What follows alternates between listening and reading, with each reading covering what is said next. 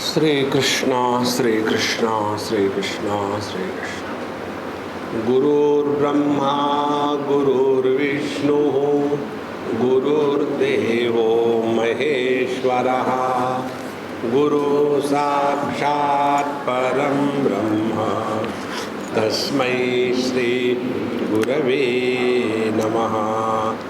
तस्मै श्री गुरवे नमः।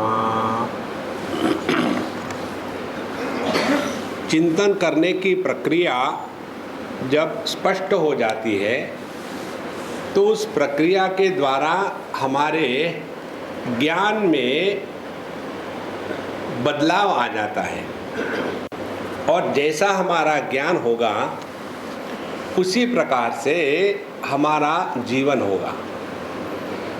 तो इस ज्ञान को सिद्ध करने के लिए हमें शास्त्रों का अध्ययन, चिंतन इत्यादि करना है। तो हम लोग पंचमहाभूत का विवेक कर रहे हैं और इसमें हमको यही समझना है कि एकमेवा द्वितीय वस्तु ही सत्य है।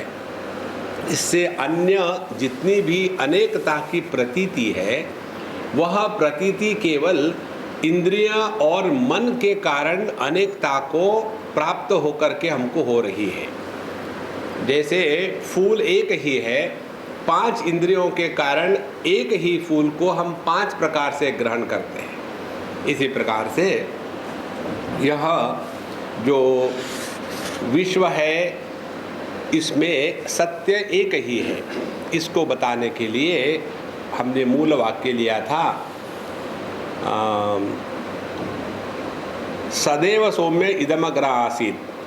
हे सौम्य, हे विद्यार्थी, इस जगत के पूर्व केवल एक सत्ता मात्र थी। इसका तात्पर्य ये नहीं कि ये जगत है, इसका तात्पर्य है ये हमें जो जगत की प्रतीति हो रही है, यह जगत की प्रतीति किस पर हो रही है? क्योंकि बिना अधिष्ठान के अध्यारोप नहीं हो सकता।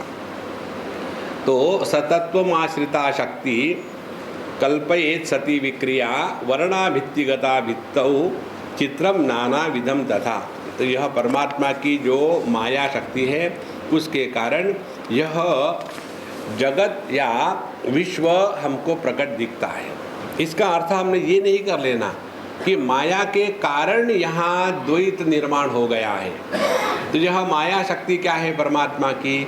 जैसे अग्नि और उसकी उष्णता है, जैसे गन्ना और उसकी मिठास है, इसी प्रकार से यह जो माया शक्ति है यह परमात्मा से भिन्न नहीं है। भिन्न होगी तो निस्सत्व हो जाएगी। तो ये जो शक्ति है, इस शक्ति के कारण यह शक्ति इस ब्रह्म परमात्मा तत्व पर आकाश का अध्यारोपण करती है। आकाश माने एम्प्टीनेस, खालीपना। अब देखो ये खालीपना कैसे होता है? वैसे देखा जाए तो हम एकमेवा द्वितीय परिपूर्ण हैं। गहरी नींद में हम कितने होते हैं? एक ही होते हैं। जागृत अवस्था में हम कितने होते हैं? बहुत होते हैं। पति पत्नी, भाई बहन, अमीर गरीब कितने बन गए।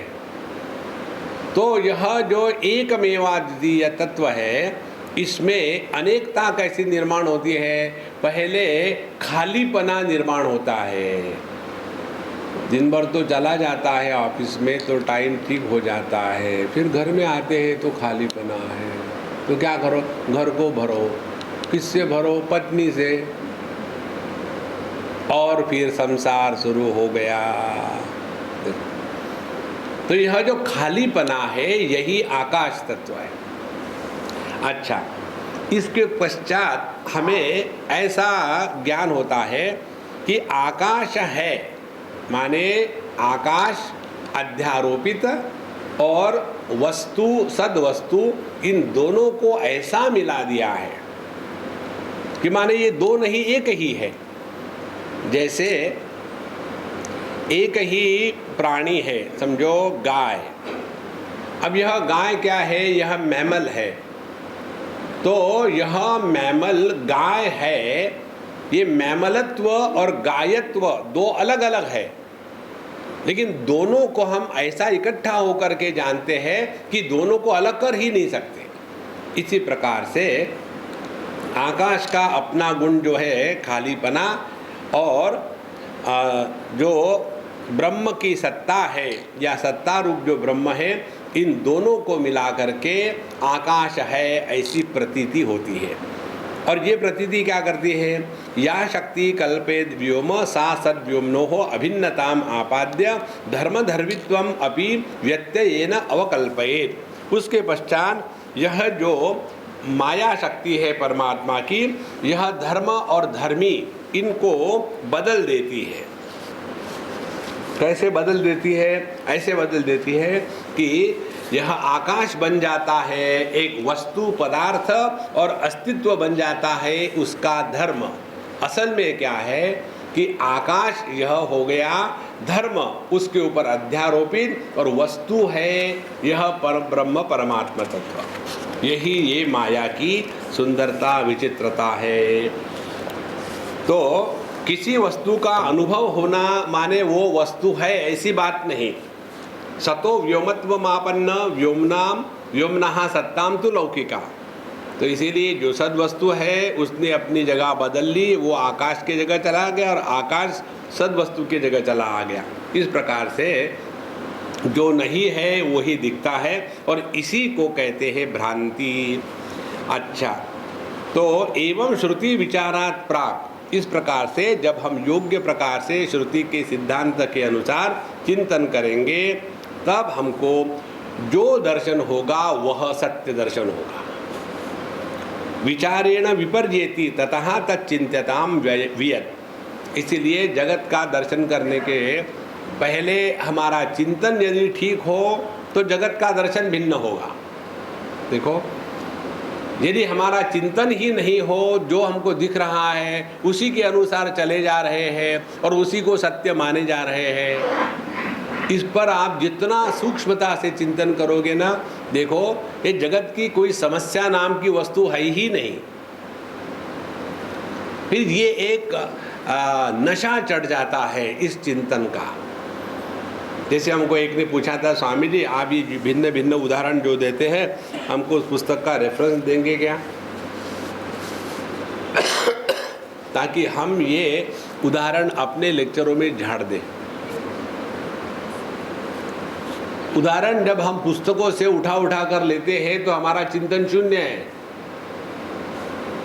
देखो, जैसे हमने आपको एक दो उदाहरण दिए थे। एक उदाहरण दिया था कि आप जब रेल में बैठते हो और गाड़ी चल रही है और खिड़की से बाहर देखो तो आपको तीन प्रतीतियाँ होती है। जो ट्रेन के एकदम बगल में है वो पेड़ पौधे पत्थर इत्यादि वो उल्टी दिशा में दौड़ते नजर आते हैं।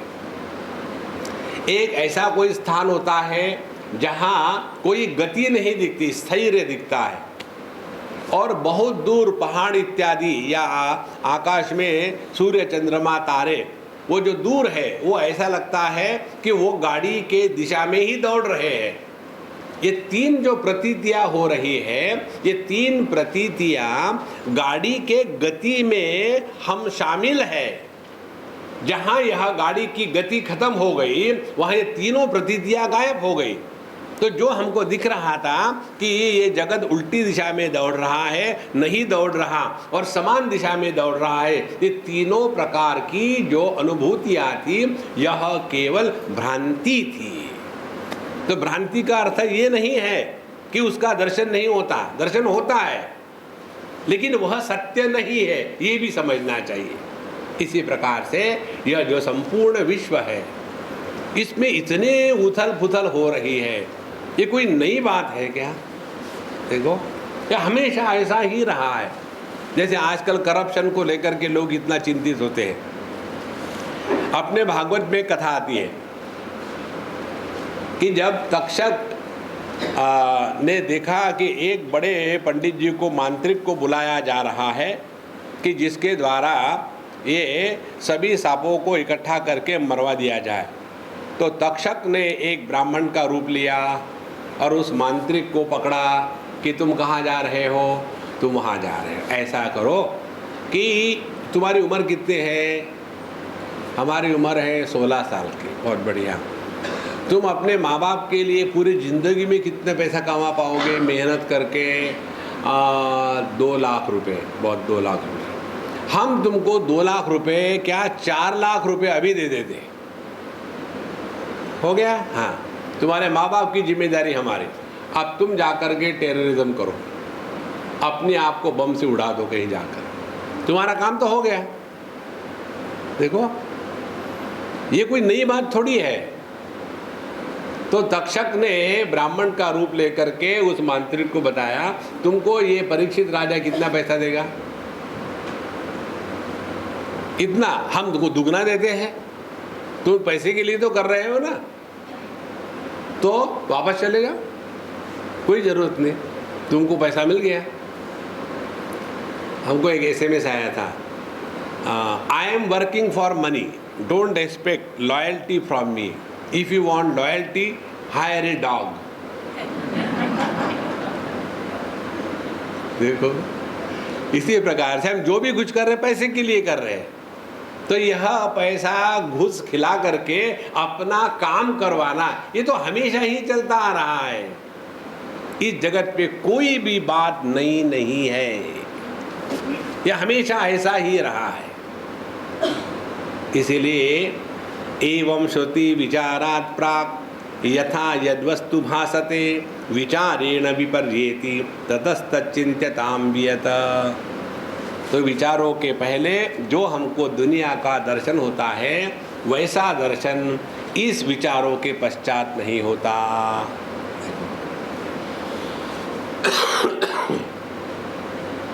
इसका जब हम चिंतन करने लग जाते हैं तो अपने आप जिसको पहले हमने सत्य माना था, उसके प्रति सत्य बुद्धि समाप्त हो जाती है। देखो, हमको याद है जब हम पढ़ते थे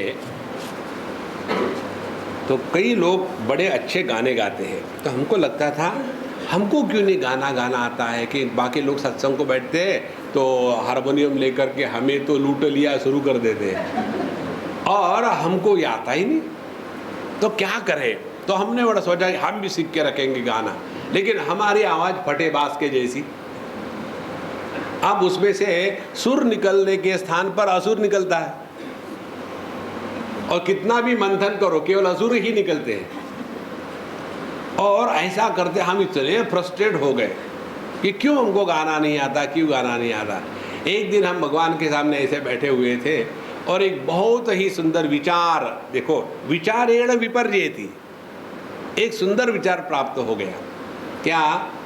कि हमें जिसकी सेवा करनी है उसको पूछना है कि हम आपकी क्या सेवा करें। देखो, ऐसे थोड़ी है महाराज जी हम आपकी सेवा करना चाहते, क्या है हम आपका गला दबाना चाहते हैं। हाँ हाँ, सेवा क्या होती है? जिसकी सेवा कर रहे हैं वो प्रसन्न है या नहीं। यदि उसने कहा कि आप मेरी सेवा करना चाहते, चले जाइए, तो चले जाओ। देखो, हम तो सेवा माने क्या, अपने विचारों को अन्य पर लादना चाहते हैं। देखो, जैसे हम खाना खाते हैं, अब हमको खाने में बॉइल्ड पोटैटो चाहिए, और ये सभी भारतवर्ष की सभी माताओं ने एक यूनियन बना करके नियम बना लिया है कि इनको नहीं खिलाएंगे, सब कुछ करेंगे, वो नहीं देंगे। अब मैंने ये निश्चय कर लिया है, जहां भी जाऊंगा तो अपने साथ बॉइल्ड पोटैटो लेके जाऊंगा। ये मानेंगे थोड़ी, और ऊपर से कहेंगे आपके लिए क्या बनाऊं।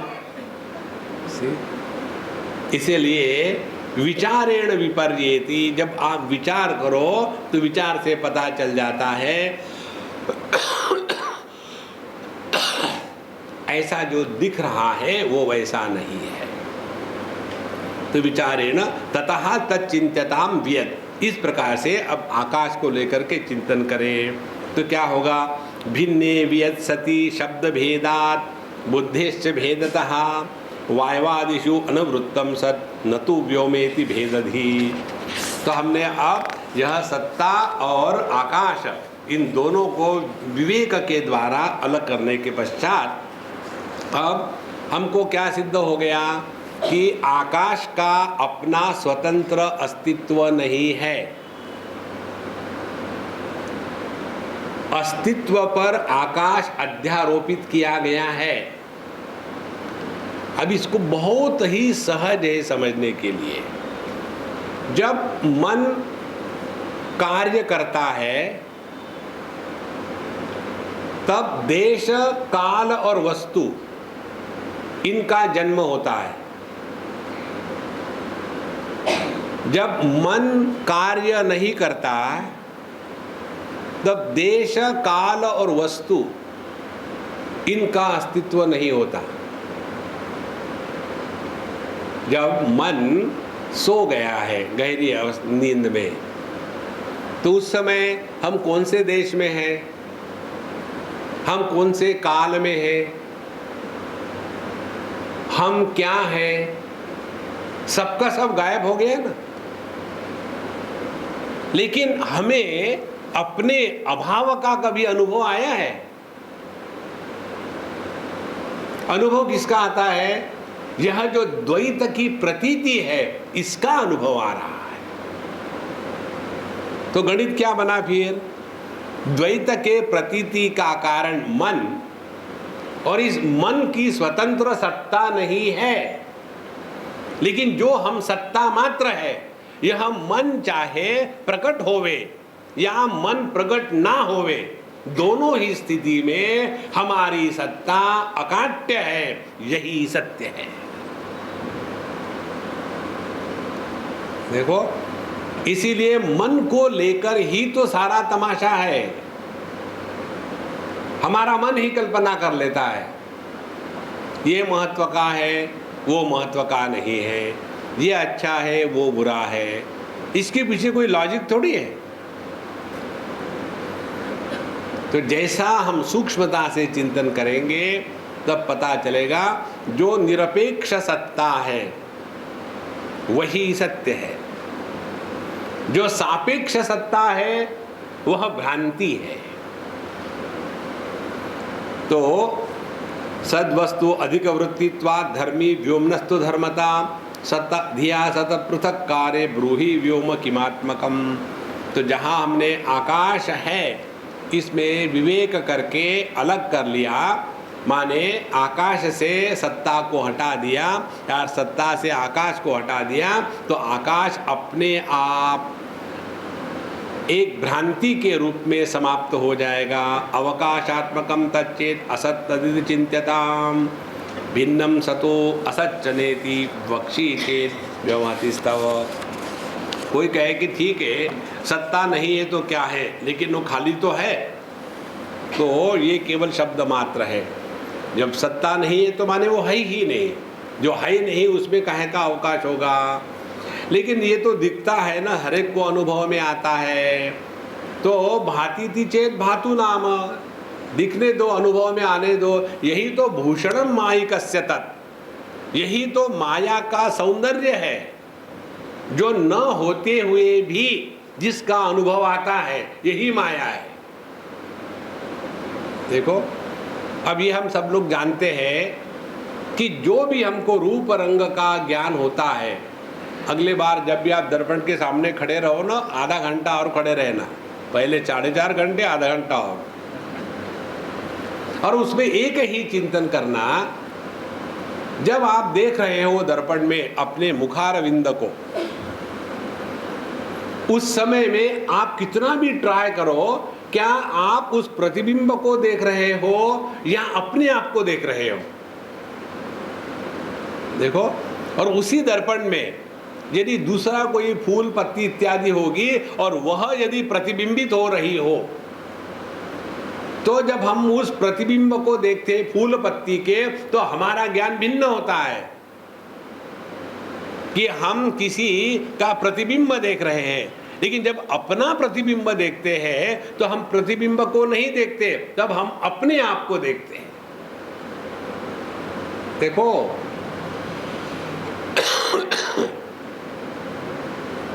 क्योंकि वहां दिख रहा है, क्या वो सत्य है?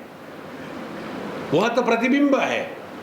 अब इसी सिद्धांत को ले आओ, हम अपने आंखों के लेंस के माध्यम से एक प्रतिबिंब को ग्रहण करते हैं मन की वृत्ति में, और उस मन के वृत्ति में चैतन्य के प्रकाश के कारण यह वस्तु के प्रतिबिंब को ही हम देखते हैं, वस्तु को नहीं देखते हैं।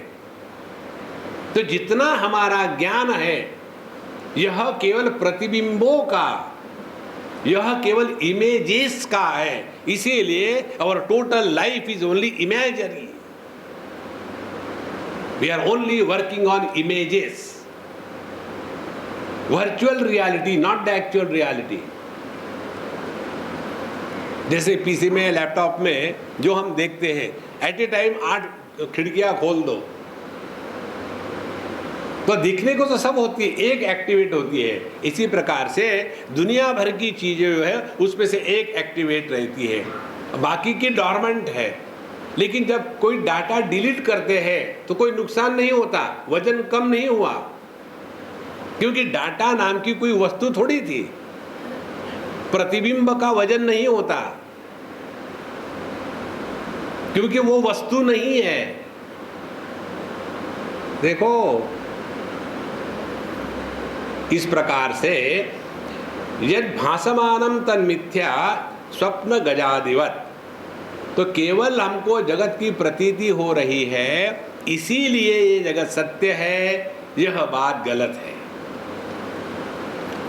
तो इन दोनों को अलग कैसा करें? जाति व्यक्ति देहि देहौ गुण द्रव्ये यथा पृथक वियत सतोस तथै वास्तु पार्थक्यम कोत्र विस्मयः। जिस प्रकार से जाति व्यक्ति दो होते हुए भी हम उसको अलग अलग कर सकते हैं, जैसे मैमल और गाय दोनों अलग अलग है, लेकिन दोनों का ज्ञान एक ही जगह में हो रहा है। उसी प्रकार से देही देहौ, देही इस देह में रहने वाला और देह ये अलग अलग होते हुए भी हम दोनों को इकट्ठा जान सकते हैं। इसी प्रकार से गुण द्रव्य, वस्तु और उसकी जो गुण है ये अलग अलग होते हुए भी हम उनको इकट्ठा समझ सकते हैं। इसी प्रकार से यह वियत आकाश और सत्ता ये इकट्ठे देखते हुए भी इनको हम स्पष्ट रूप से अलग कर सकते हैं। इसके लिए केवल सूक्ष्मता की आवश्यकता है। सूक्ष्मता किस चीज की? कल हमने आपको बताया था, सूक्ष्मता सत्ता का अनुभव अपने से अन्य के रूप में नहीं होगा।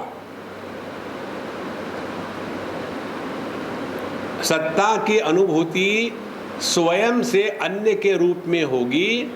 तो हम क्या बन गए? सत्ता नहीं माने असत बन गए।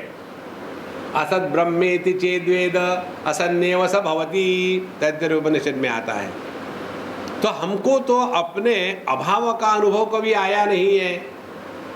तो जब हम यह आकाश और सत्ता इनको अलग करते हैं तो क्या होगा?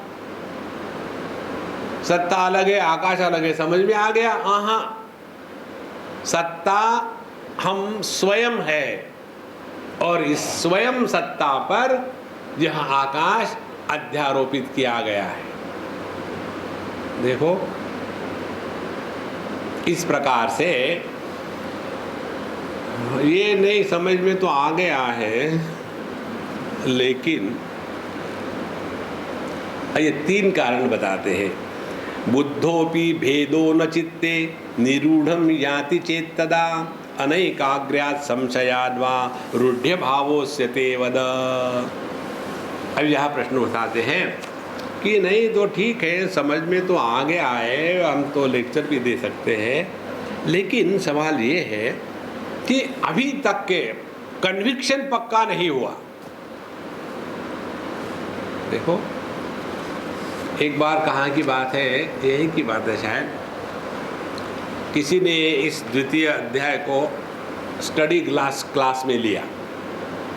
चलो हम लोग पंचदशी का अभ्यास करेंगे, और पुस्तक सामने रखी, यही पुस्तक 2 4 6 बैठ गए और शुरू हो गया पढ़ाई करना।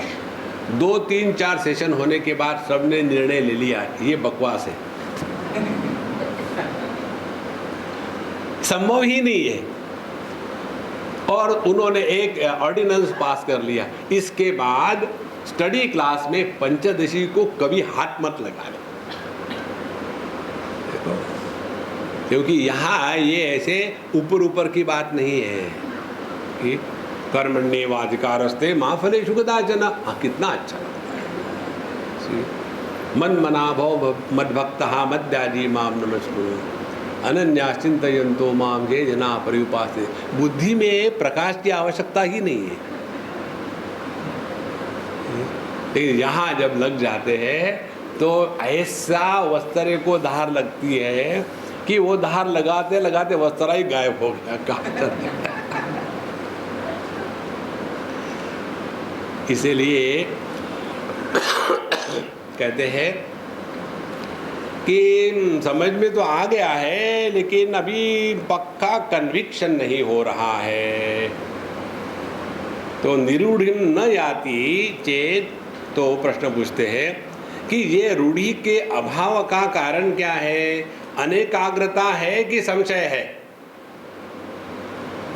किस कारण से तुम्हारा ज्ञान दृढ़ नहीं होता? पहला होता है विश्वास, फिर होती है श्रद्धा, फिर होती है निष्ठा, और जब निष्ठा होती है तब होता है अनुभव। तो तुम्हारा यह निरूढ़ी न होने का कारण क्या है? अनेकाग्रता है या क्या है?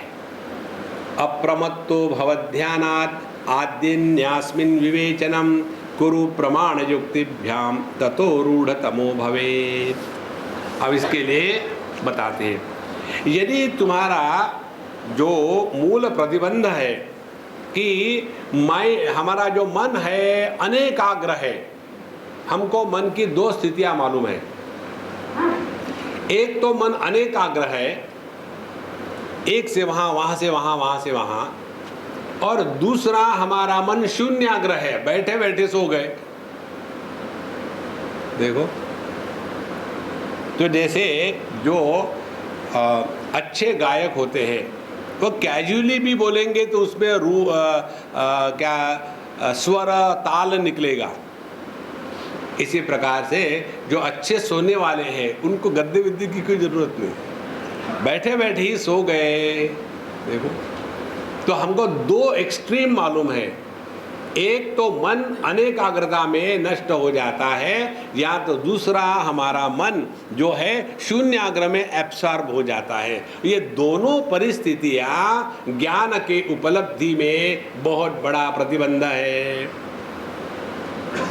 तो यदि हमारा मन अनेकाग्रता में फंसा है तो क्या करें? अप्रमत्तो भवध्यानात्, तब ध्यान का अत्यंत सावधानी से अभ्यास करना है। अब ध्यान का अभ्यास, इसकी बात ठीक से समझ लो। ध्यान का अभ्यास करते समय 2-4 बातों का बिल्कुल स्पष्ट वैखरी वाणी से स्वयं को ही सुनाना। अकेले जाके बैठ लेना, अच्छा मैं ध्यान कर रहा हूं। जो हम अपने आप से बोलते हैं ना, मन ही मन में कुछ कुछ कुछ कुछ कुछ कुछ, जोर से बोलो। देखो, जैसे बैठे 2-4 मूल बातें एकदम स्पष्ट होनी चाहिए। ध्यान में बैठने के पश्चात पहले हम प्रसन्न है। किसी ने हमको जबरदस्ती नहीं बैठाया ध्यान के लिए, बैठो ध्यान को, नहीं तो डंडा पड़ेगा। अच्छा अच्छा बैठो। प्रसन्नता से ही ध्यान शुरू होता है। दूसरी बात महत्व की, हमारे हृदय में हमारे भगवान इष्ट देव और गुरु महाराज विराजमान है। डरने की कोई बात नहीं। आदमी को जब डर लगता है ध्यान में तो उंगलियां तोड़ने लग जाते, कैट कैट कैट क्या हो रहा है पता नहीं, उंगली चली तो नहीं गई। दूसरी बात, तीसरी महत्व की बात, जब हम ध्यान के लिए बैठते हैं, आई एम मिस्टर नोबडी, पूरे भूतकाल को दफना दो। देखो, व्यक्तित्व को हमने एकदम तिलांजलि दे दी। चौथी एडजस्टमेंट, मेडिटेशन के पश्चात क्या करना है इसका कोई भी संकल्प ना हो। उपमा बनाने का संकल्प लोगे तो प्याज काटते रहोगे, एक भी संकल्प नहीं कि ध्यान के बाद क्या करेंगे। और अब वर्तमान में हम स्थित हो गए, नो बड़ी होने के कारण भूत चला गया, कोई संकल्प न लेने के कारण भविष्य को ताला पड़ा, अब वर्तमान में आ गए। अब वर्तमान में हमको किसी भी प्रकार की तुलना नहीं करनी है, लक्ष्य स्पष्ट होवे। लक्ष्य क्या है ध्यान का? देहात्म बुद्धि का तिरस्कार। अब केवल चुप बैठने के स्थान पर अब इसका चिंतन शुरू करें। देह से अन्य होने का तात्पर्य क्या है? देह स्थूल है, इस स्थूल देह से अन्य क्या है? आकाश। तो भावना करें हम आकाशवत है, गगनोपमोहम। अब आकाश के जैसा होना माने क्या? माने देह के जो गुणधर्म है वो गुणधर्म हमारे नहीं है। देखो तो देह का गुणधर्म क्या है? पहला गुणधर्म इसका जन्म हुआ। अब देखो अपने को स्वयं के जन्म का अनुभव आया क्या? नहीं। तो हम देह कैसे हो सकते हैं? उसके पश्चात देह का दूसरा गुणधर्म है यह बढ़ता है। हमको अपने बढ़ने का अनुभव कभी नहीं आता,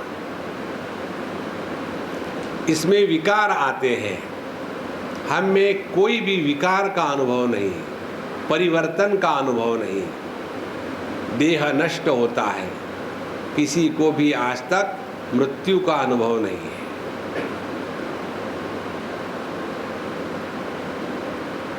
देह का आकार होता है, देह से अन्य होने के कारण कोई भी आकार हमारा नहीं है।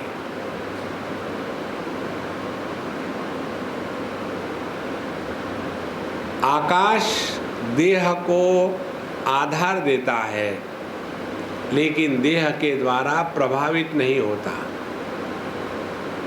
उसी प्रकार से आकाशवत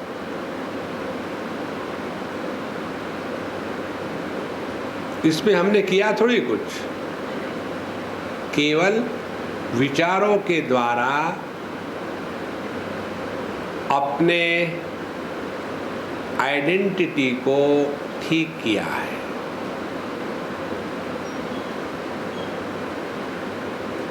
यही हमारा अनुभव गहरी नींद में होता है, जहाँ हम नोबडी किसी देश काल वस्तु विशेष में नहीं होते, वहाँ अन्य की प्रतीति नहीं है।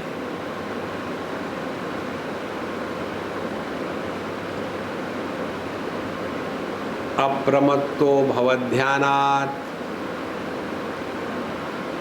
तो इसमें हमने केवल ध्यान दिया है, ध्यान किया नहीं है।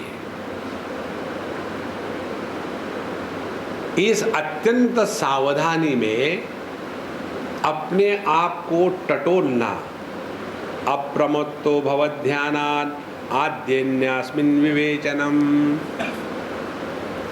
इसका जैसा जैसा अभ्यास सूक्ष्मता से होते रहेगा आपको बहुत आसानी से ये चक्कर ही नहीं रहेगा कि मन में बड़े विचार आते हैं, क्या ये फालतू चीजें एकदम गायब हो जाएगी। इस चक्कर में कभी मत पड़ना कि मन में विचार नहीं आएंगे। देखो जब तक के कुछ बन के बैठे हैं ना, पति पत्नी भाई बहन माँ इन लॉ आउट लॉ, तब तक के विचार तूफान नहीं बंद होगा। इसीलिए जो पहली स्टेप बताई nobody, that is the first important step, लेकिन वो तो हम लेंगे नहीं। पहले हम भोगी थे, अब योगी बन करके बैठे। योगी बन करके बैठो ध्यान करने के लिए, समझो मैं उड़ने लगा तो क्या होगा? भारतवर्ष की हानि होगी। इस चक्कर से निकल जाना है। अप्रमत्तो भवध्यानात् आद्य अन्यास्मिन विवेचनम। और दूसरा जो प्रतिबंध यदि तुम्हारा है कि संशयात्वा, आपको संशय आ रहा, कैसे हो सकता है, ये तो इतना ठोस दिखता है ना। देखो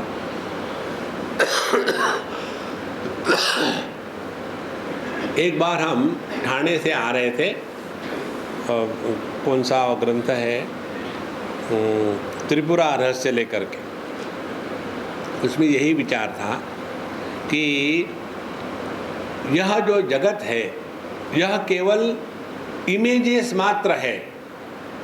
जैसे अपने लैपटॉप के स्क्रीन पर सब दिखता है, होता कुछ भी नहीं, और वो इतना सच दिखता है कि मानो वास्तविक है, लेकिन नहीं होता।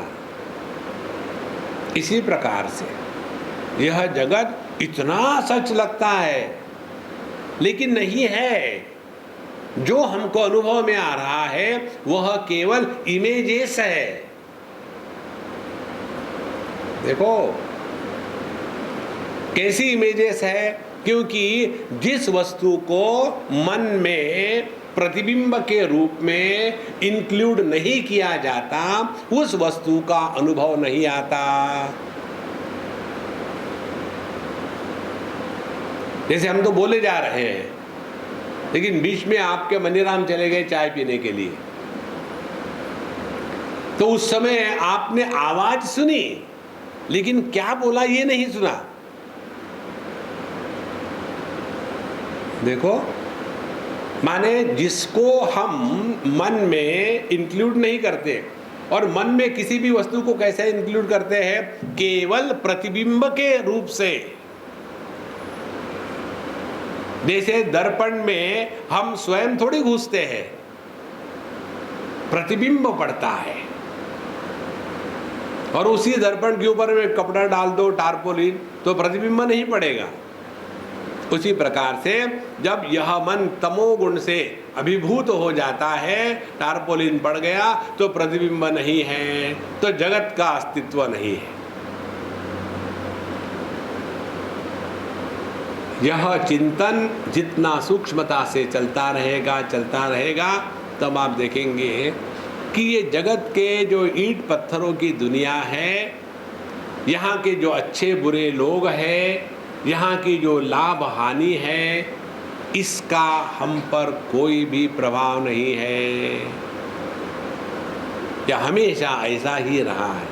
There is nothing new in this world.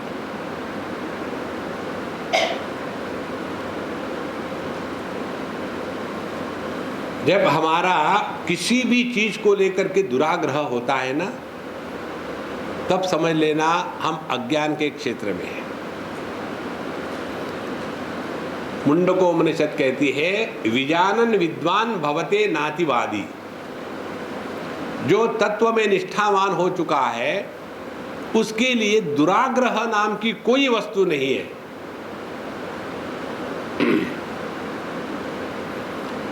और इस भगवत गीता को लेकर के कितने दुराग्रह बने हैं। जो ज्ञान मार्गी है वो कहेंगे ज्ञान ही भगवत गीता में बताया है, जो कर्मी है वो कहेंगे भगवत गीता में कर्म ही बताया है, जो भगवान के भगत हैं वो कहेंगे देखो यो मे भक्तः समे प्रियः, भगवान ने भक्ति ही बताई है। फिर उनको कहो भगवान ने ये भी कहा है उसी भगवत गीता में, न मे द्वेषोस्ति न प्रिया। नहीं, उन्होंने दूसरे संदर्भों में कहा। इस कन्हैया के चक्कर में मत फंसे रहना, आपको वो घुमा देगा। देखो, हम तो जो चाहते हैं वही देखते हैं, जो है वो थोड़ी देख रहे हैं। इसीलिए जब चाह निकल जाती है तो जो है वो दिखता है। तेन त्यक्तेन भुंजी था माँ गृदहा कस्य सिद्धनम। इसीलिए महाराज इस ध्यान के प्रक्रिया के द्वारा मन को एकाग्र कर ले, और यदि संशय इत्यादि है तो प्रमाण युक्तिभ्याम विवेचनम कुरु। तो प्रमाण क्या है? प्रमाण है वेदांत प्रमाण। और प्रमाण वो होता है, वो किसी वस्तु का निर्माण नहीं करता, जो वस्तु है उसको केवल लखाता है। इसीलिए दो इंद्रिय के सेट्स है हमारे में, एक है कर्मेंद्रिय, दूसरा है ज्ञानेंद्रिय। कर्मेंद्रिय के द्वारा वस्तु का निर्माण होगा, ज्ञानेंद्रिय के द्वारा वस्तु का निर्माण नहीं होता। जो है उसी को आंखें दिखाती है। इस प्रकार से प्रमाण युक्तिभ्याम, तो प्रमाण यही है कि एकमेवा द्वितीय सृष्टि है पुरा, इस सृष्टि के पूर्व केवल एकमात्र तत्व था। इसका तात्पर्य ये नहीं है कि हमने सृष्टि को स्वीकार किया है। हम ये कहना चाहते हैं सृष्टि में दो पहलू है, एक पहलू है नाम रूप की विविधता, और दूसरा पहलू है ये सभी नाम रूप का एक आधार। नाम रूप की विविधता क्या है? पहले बालक थे, उसके बाद किशोर हो गए, उसके बाद तरुण हो गए, उसके बाद बीच में की उम्र वाले हो गए, उसके बाद लगता तो नहीं मैं बूढ़ा हो गया हूँ, उसके बाद अब लगने लगा है, अब तो डेफिनिट हो गया हूँ। ये इतनी विविधता जिस एक तत्व ने संभाली है, उसमें कभी कोई भी परिवर्तन नहीं आया। और ये कहानी अपनी नहीं है, हर एक की है, क्योंकि एक ही तत्व पर यह भिन्न भिन्न देह की उपाधियां प्रकट हो रही है। यह मूल भेद है वेदांत में और योग की प्रक्रिया में। योग में बताएंगे कि जीव अनेक है, और जीव अनेक होने के कारण एक दूसरे के भलाई की या बुराई की सोचता है। इसलिए प्रमाण युक्तिभ्याम, तो ध्यान की प्रक्रिया में पहले देहात्म भाव का निराकरण, यह पहला लक्ष्य, और फिर योग्य प्रकार से अध्ययन चिंतन मनन निधिध्यासन के द्वारा जीवात्म भाव का निराकरण। ये दो लक्ष्य है ध्यान के। जब तक के देहात्म भाव का निराकरण नहीं होगा, तब तक के जीवात्म भाव के निराकरण की बात आ ही नहीं सकती। तो कुरु प्रमाण युक्तिभ्याम विवेचनम ततो रूढ़तमो भवेत्, तब जाकर के हमारी निष्ठा दृढ़ हो जाएगी।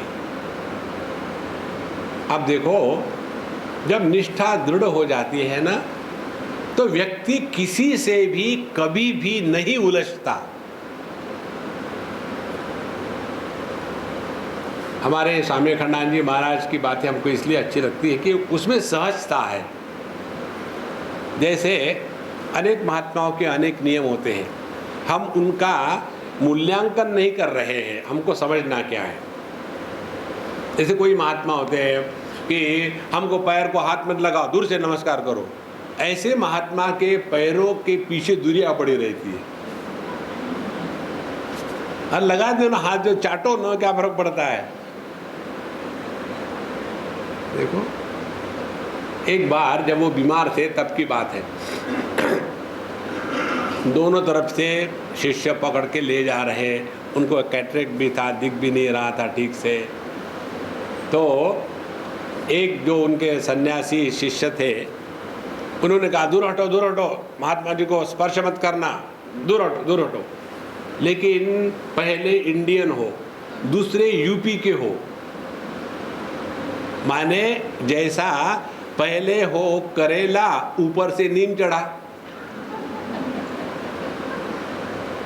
तो इंडियन हो और फिर यूपी का हो, तो वहाँ तो किसी प्रकार के डिसिप्लिन नाम की वस्तु है ही नहीं।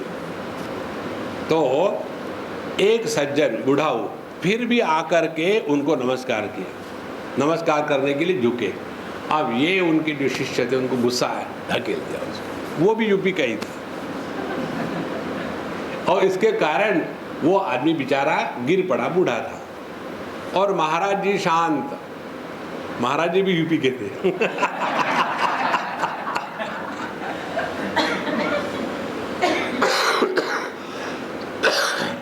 महाराज जी शांत, कमरे में गए, जाने के पश्चात बुलाया, देखो महाराज, आपने उस वृद्ध को जो ढकेल दिया, अब उसका विवेचन चिंतन करेंगे। देखो, गुस्सा नहीं किया उन्होंने, विवेचन चिंतन करेंगे। आपने उसको कहा था कि मुझे नमस्कार न करे क्योंकि मुझे कष्ट होते हैं। आपकी ये जो दृष्टि है वो बड़ी उच्च थी, लेकिन फिर भी उसने माना नहीं, इसीलिए आपने उसको ढकेल दिया, वो गिर गया। अब सवाल ये है, आपने उसको किस लिए ढकेला? क्योंकि मुझे कष्ट होगे उसके कारण इसलिए ढकेला कि आपकी बात उसने मानी नहीं, इसलिए ढकेला। देखो, चिंतन इसको कहते हैं। और फिर कहते हैं, यदि आपने इसलिए ढकेला था कि मुझे कष्ट दे रहा है तो आपने मेरी सेवा करी, और यदि आपने इसीलिए ढकेला था कि आपके कहने पर भी वो मानता नहीं, इसीलिए ढकेल दिया है, तो आपने पाप किया है। उन्होंने ये नहीं कहा कि तुमने गलत किया कि ठीक किया है, अपने आप में टटोलो महाराज, ये है वेदांत की साधना। अन्य के कहने से नहीं होता। कितनी सूक्ष्म बात है। कुरु प्रमाण युक्तिभ्याम विवेचनम, किसी को बाहर पूछने की कोई आवश्यकता नहीं है, साधना कैसी करे। इसीलिए हमें जब अपने स्वतंत्र अस्तित्व का अनुभव स्पष्ट है तो किसको क्या पूछना है, और उस अनुभूति में निष्ठा प्राप्त करने के लिए नित्य निरंतर शास्त्रों का, वेदांत शास्त्र का अध्ययन होना चाहिए। इसीलिए आप सब कुछ पढ़ो, भक्ति पढ़ो, ज्ञान पढ़ो, योग पढ़ो, सिद्ध महात्माओं के चरित्र पढ़ो, उनके दर्शन के लिए जाओ, उनसे आशीर्वाद, सब कुछ करो, लेकिन अपनी निष्ठा यही है। और यह निष्ठा किसी का भी विरोध नहीं करती। इसीलिए विजानन विद्वान भवते नातिवादी, इसको जानने वाला विद्वान कभी भी दुराग्रही नहीं होता।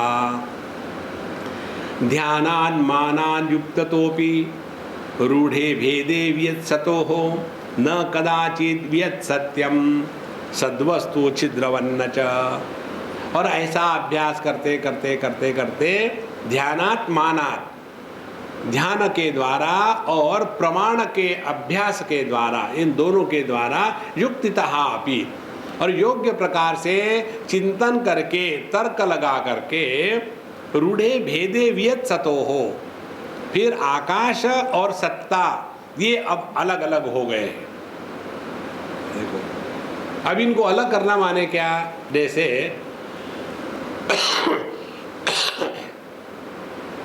अग्नि में प्रकाश और उष्णता साथ साथ है, उनको अलग करके दिखाओ। बच्चों को प्रोजेक्ट दे दिया, तो अभी ये बच्चे घर आए, मम्मी मम्मी हमको टीचर ने प्रोजेक्ट दिया है करने के लिए कि अग्नि में जो प्रकाश है और जो उष्णता है उनको अलग अलग करके दिखाओ। अब क्या करें? तो क्या बताया? बोले नहीं, आप अपना देखो, हमको नहीं पता। उस बच्चे ने सोचा क्या करूं क्या करूं। ऐसा करते, पहले घर को आग लगाते, तो उसमें क्या होगा? इसमें प्रकाश और उष्णता इकट्ठी है, ये सिद्ध हो जाए। हाँ, अब इनको अलग करना है। अलग कैसे करना? घर बचेगा तब करोगे ना। तो अलग करना है तो क्या किया हमने, एक बर्तन में पानी लिया और उसको नीचे से अग्नि लगाई। अग्नि जब लगाई तो पानी में केवल उष्णता भाग आ गया है, प्रकाश नहीं आया। इसीलिए अग्नि में उष्णता है और इस उष्णता का प्रकाश के साथ कोई संबंध नहीं। देखो, इस प्रकार से जब हम विवेक के द्वारा वियत सतः भेदे सति, जब यह आकाश और सत्ता इनका भेद जब दृढ़ हो जाता है तब क्या होगा, न कदाचित वियत सत्यम। फिर इस आकाश को हम सत्य के रूप में कभी भी स्वीकार नहीं करेंगे और सद्वस्तु छिद्रवन्न च, और ये सद्वस्तु नाम की वस्तु है ही नहीं, ऐसे असत भाव को हम प्राप्त नहीं होंगे। दो बातें हो जाएगी। देखो, और हमने पहले ही बताया था सद्वस्तु सत्ता का अनुभव केवल आत्म रूप से ही हो सकता है, अनात्म रूप से नहीं। देखो, सत्ता हमेशा आत्म रूप से ही प्रकट होगी, अनात्म रूप से नाम रूप प्रकट होता है। जगत क्या है, नाम रूप के साथ जो सत्ता जुड़ी है वह जगत है। जब नाम रूप का तिरस्कार हो गया गहरी नींद में, उस समय क्या सत्ता का तिरस्कार होता है? नहीं है। तो सत्ता तो ज्यों की त्यों है। इस प्रकार से न कदाचित व्यत सत्यम, फिर आकाश यह जो पंच महाभूत है एक, यह कभी भी सत्य रूप में स्वीकृत नहीं होगा। और सद्वस्तु छिद्रवन्न च, और सद्वस्तु का अभाव कभी भी अनुभव नहीं होगा। न्यस्य भाति सदा व्योम निस्तत्वोल्लेख पूर्ववत् सद्वस्त्वपि विभात्यस्य निच्छिद्रत्व पुरस्सरम। इसीलिए जिस संत ने, जिस ज्ञानी ने, जिस विवेकवान विचारवान व्यक्ति ने इस प्रकार से योग्य प्रकार से विवेक पूरा कर लिया है, उसके लिए ये बात स्पष्ट हो जाती है कि आकाश एक केवल भ्रांत प्रतीति मात्र है। देखो, इस आकाश में ही तो पूरी दुनिया है। और आकाश क्या है, पकड़ के दिखाओ। देखो, जब तक आकाश नहीं तब तक के चार महाभूतों का अस्तित्व नहीं हो सकता। और आकाश क्या है, कुछ नहीं है। आप ऐसा करें, एक आध ग्लास में पानी का, कांच का ग्लास, उसमें एकदम पूरा पानी भर दीजिए और ऊपर से ढक्कन, और फिर कैसा भी हिलाइए, पानी हिलेगा नहीं अंदर, क्योंकि हिलने के लिए जगह चाहिए ना। माने जब तक के स्पेस नहीं होगी तब तक के गति परिवर्तन नहीं हो सकता। इसी प्रकार से जब यह स्पेस होगी तभी ये दुनिया के परिवर्तन संभव है। और स्पेस क्या है, इट इज एन इल्यूजन। तो इस इल्यूजरी स्पेस में रहने वाली दुनिया ये कहां से सत्य होगी? देखो, अब इसका फिर से समझ लेना, ये इल्यूजन है, इसका मतलब ये नहीं है कि ये है नहीं।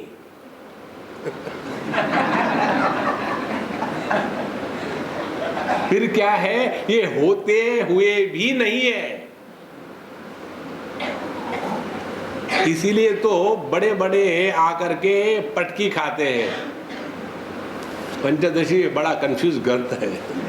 पंचदशी कंफ्यूज नहीं है, जैसे होता है ना एलिमेंट्री फिजिक्स। फिजिक्स एलिमेंट्री नहीं है, पढ़ने वाला एलिमेंट्री है। फिजिक्स तो वही है। इसलिए न्यस्य भाति सदा व्योम निस्तत्व उल्लेख पूर्ववत, तो जो ज्ञानी है, विवेक संपन्न है, उसके लिए ये आकाश वैसे के वैसे ही दिखेगा, कोई फर्क नहीं पड़ेगा। लेकिन पहले जो हमने इस आकाश को सत्य माना था, अब उसमें जो सत्यत्व बुद्धि है वह निराकृत हो गई है। अब इस आकाश को सत्य मानना बंद हो जाएगा। और सद्वस्तु अपि विभाति अस्य निच्छिद्र पुरस्सरम, और पहले कहाँ है परमात्मा, कहाँ है ही नहीं, ये जो हमने अपने स्वरूप के अभाव का प्रतिपादन किया था यह अपने आप गायब हो जाएगा। इसीलिए न्यस्य भाति सदा व्योम निस्तत्व उल्लेख पूर्ववत सद्वस्त्वपि विभात्यस्य निच्छिद्रत्व पुरस्सरम। अच्छा, अब इसका नित्य निरंतर चिंतन करता रहे व्यक्ति। इसका चिंतन करने के लिए जो हमने आपको अनेक बार अनेक प्रक्रिया बताई, एक प्रक्रिया यही है अभाव की भावना करें।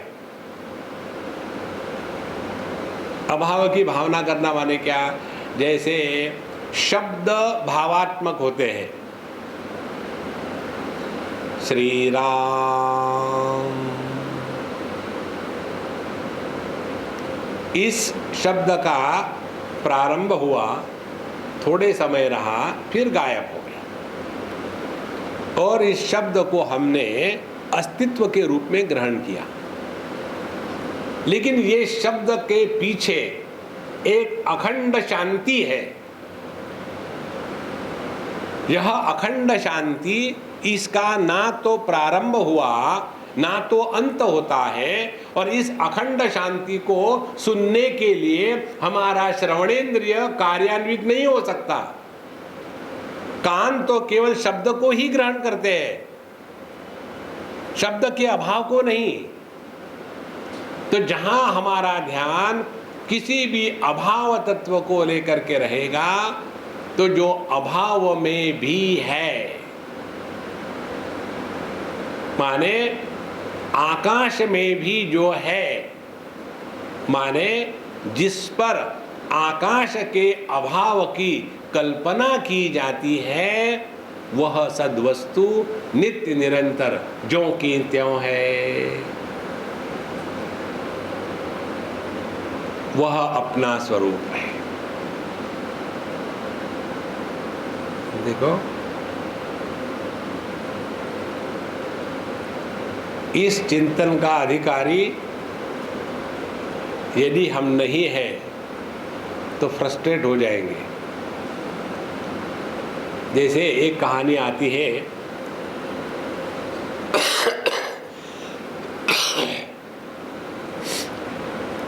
अष्टावक्र जी महाराज या वशिष्ठ जी महाराज सत्संग कर रहे थे, और उनके सत्संग में जनक जी महाराज भी आते थे, और बाकी सभी लंगोटीधारी बाबा जी भी आते थे। तो एक बार जनक जी को आने में थोड़ी देर हो गई, तो महात्मा जी ने कहा रुको, अभी जनक राजा आए नहीं, उसके बाद शुरू करेंगे सत्संग, तब तक के राम नाम सत्य करो। तो हरे राम राम राम शुरू हो गया। फिर जनक महाराज आ गए। तो इसके बीच में बाबा जियों में, लंगोटीधारियों में, त्यागियों में चर्चा शुरू हो गई।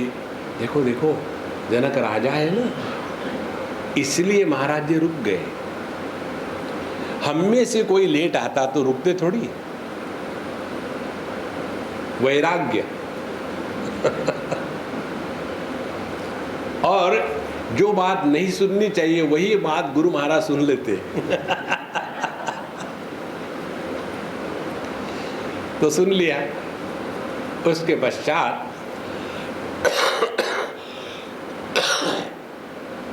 वशिष्ठ जी ने अपने योग बल से ऐसी वहां भ्रांति निर्माण कर दी कि आग लग गई है, और कहा कि देखो राजा और बाकी लोग भी, उधर में आग लग गई है तुम्हारे महल में और अगल बगल के स्थान पर, तो उसको बुझा के आओ। तो जैसे आग लगी है सुना, सभी लंगोटीधारी दौड़ के भाग गए, कि वहाँ अपने लंगोटियों को पकड़ ले, कमंडलू को पकड़ ले, कहीं वो जल के नष्ट न हो जाए। और राजा जनक स्थिर थे। अभी सत्संग है, सत्संग बाकी कुछ भी महत्व का नहीं। और जब ये सभी लंगोटीधारी वहाँ पहुँच गए, त्यागी बैरागी महाराज, देखा तो वो तो केवल एक प्रतीति थी, वास्तविकता नहीं थी। और फिर वापस आ गए। अरे जनक जी आप यहीं बैठे हैं। फिर उनको पता चला कि यह जो वेदांत की साधना है ये तभी हो सकती है जब विषयों से, जगत से पूर्ण रूप से हम उपरत हो गए हैं।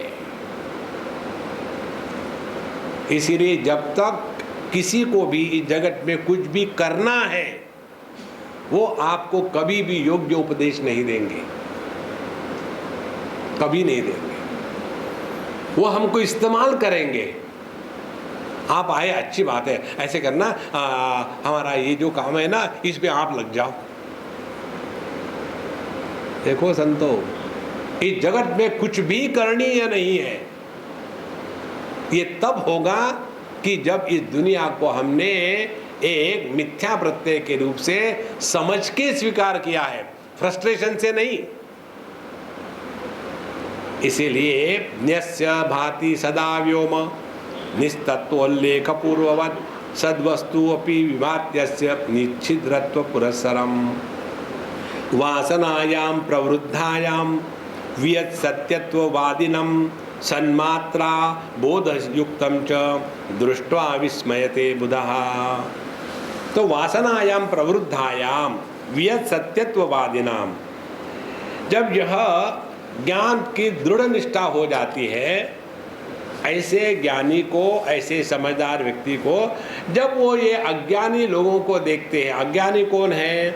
जिन्होंने इस आकाश को सत्य मान के रखा है और परमात्मा है ही नहीं, सत्ता का तिरस्कार किया है।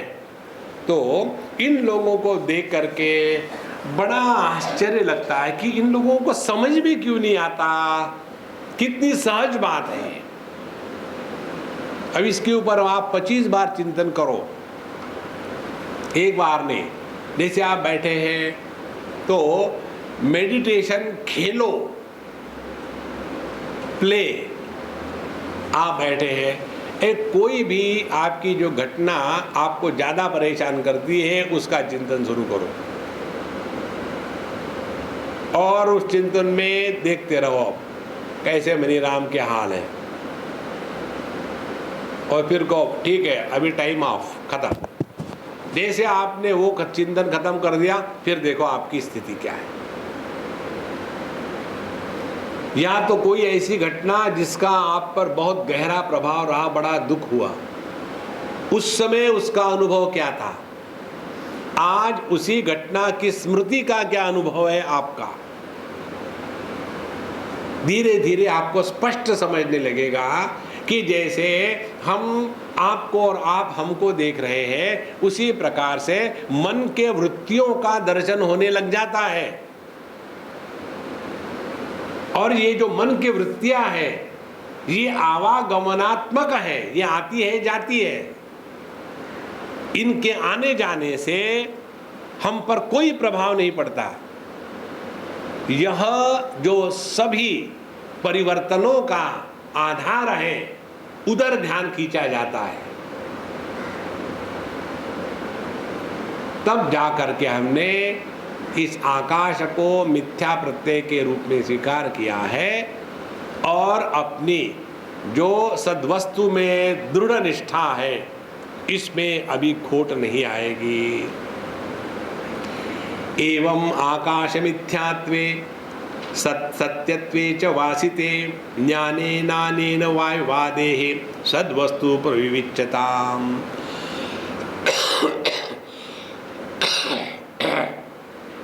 अब हमने इस प्रकार से चिंतन के द्वारा आकाश और सत्ता इनका विवेक कर लिया। अब इस पे दृढ़ निष्ठा हो गई। अब इसके बाद क्या गया? चलो घूमने जाते हैं। अरे बाबा घूमना बहुत हो गया, अब दूसरी वस्तु है वायु। तो पहले हमने आकाश को हटा दिया, सत्ता रही, फिर वायु को हटाएंगे फिर सत्ता बचेगी, फिर अग्नि को हटाएंगे, फिर जल को हटाएंगे, फिर पृथ्वी को हटाएंगे, फिर जगत के नाम रूप को हटाएंगे, फिर ये पूरे ब्रह्मांड को हटाएंगे, और जिसको हटाया नहीं जाता वह सत्य है। बड़ा सूक्ष्म विचार है, systematically step by step, step by step. एवं आकाश मिथ्यात्वे, इस प्रकार से जब हमने इस आकाश को एक मिथ्या रूप से समझ लिया है, और सत्यत्वे सत सत्यत्वे च वासिते, और सत्ता मात्र ही सत्य है, इसकी जब दृढ़ हमारी निष्ठा हो गई, अनेन न्यायेन, अब इसी प्रकार के चिंतन के द्वारा वायवादेहे सद्वस्तु प्रविविच्यताम, तो वायु इत्यादि जो बाकी के 4 महाभूत हैं, इनमें भी सद्वस्तु को अब हम अलग कर लेंगे। अब कैसे अलग कर लेंगे, अब इसका फिर चिंतन शुरू हो जाता है 78वें वर्ष से। सद्वस्तुन्येक देशस्था माया तत्रैक देशगम वियत् तत्राप्य देशगतः वायु प्रकल्पितः। सद्वस्तुनि एक देशस्था माया, तो यह जो सत्ता है उसमें एक देश में, एक पार्ट में माया है। इस माया में एक भाग में आकाश का निर्माण हुआ, माने कल्पना करी गई, और उस आकाश के एक भाग में वायु है।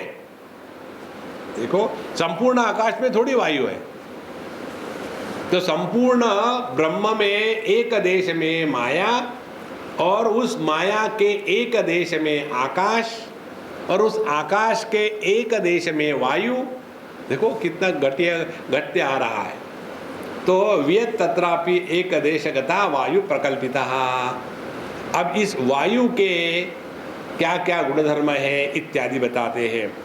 शोष स्पर्शौ गतिर्वेगः वायुधर्मा इमे मताः त्रय स्वभावा सन माया व्योमनाम ये तेपी वायुगाः। तो वायु के कौन से गुणधर्म है? पहले शोष स्पर्शौ, शोष माने सुखाना, स्पर्श माने स्पर्श का अनुभव होना, गति माने चलना हिलना, वेग माने स्पीड, ये सब वायु के गुणधर्म है। इसके साथ साथ जो आकाश के साथ लगे हुए हैं वो भी वायु में आ गए हैं। क्या क्या लगे हुए आकाश के साथ? सत्ता, सन। दूसरी बात, आकाश माया का कार्य है, इसलिए माया। तो सत्ता, माया ये और व्योम का ये जो 3 गुण है, ये तीनों के तीनों गुण फिर इस वायु में आ गए। इस प्रकार से वायु में ये 3 गुण और अपने गुण, ऐसे 4 प्रकार के गुण आए हैं। अब क्या क्या है? वायु अस्ति इति सद्भावः, हवा का अनुभव, वायु का अनुभव हमेशा भावात्मक होता है कि वायु है। ये हो गया सद्भाव, वायु के साथ सद हो गया। सतो वायु पृथक कृते, यदि हमने सत को और वायु को अलग किया समझदारी के साथ, तो क्या होगा? निस्तत्व रूपता माया स्वभावः, तो यह वायु का अस्तित्व नहीं रहेगा। और यही न होते हुए भी जब वायु है ऐसी प्रतीति है, यही माया है। और व्योमगो ध्वनि, और आकाश का जो गुणधर्म है ध्वनि या साउंड, यह भी वायु में आ गया है। तो अब वायु क्या क्या हो गया? आकाश का शब्द, माया का न होते हुए भी वायु का भासना, अनुभव में आना, और आकाश वायु का होना, यह होना जो सत्ता है, ये सब मिला करके वायु की प्रतीति हमको होती है। ऐसा जब कहा तो विद्यार्थी एक प्रश्न उठाते हैं 81वें वर्ष। प्रश्न कहते हैं, सतः अनुवृत्ति सर्वत्र व्योमनो न इति पुरा ईरितम व्योमानुवृत्ति अधुना कथम न व्याहतम वचः। महाराज जी, आपने पहले कहा था सतः अनुवृत्ति सर्वत्र। सत्ता की अनुवृत्ति माने सत्ता सबके साथ जुड़ी हुई है, यह आपने पहला कहा था। लेकिन आकाश नहीं जुड़ा हुआ है, और अभी आप कहते हैं कि आकाश का जो ध्वनि है वह जुड़ा हुआ है। तो आप हमको कंफ्यूज कर रहे हैं या आपको समझाने में गड़बड़ी हो रही है, ऐसा कैसे हो सकता है? तो इसके उत्तर में कहते हैं छिद्र अनुवृत्ति न इति पूर्वोक्ति अधुना तु इयम शब्द अनुवृत्ति एव उक्ता वचसा व्याहति कुतः। पहले हमने क्या कहा था? आकाश का जो खालीपना है, यह खालीपना वायु के साथ नहीं है। आकाश का जो शब्द गुण है वही केवल वायु के साथ है। इसीलिए हमने जो कहा ठीक ही कहा था, इसमें किसी भी प्रकार की कोई गड़बड़ी नहीं है। तो इस प्रकार से एक एक वस्तु को सूक्ष्मता से समझ लें।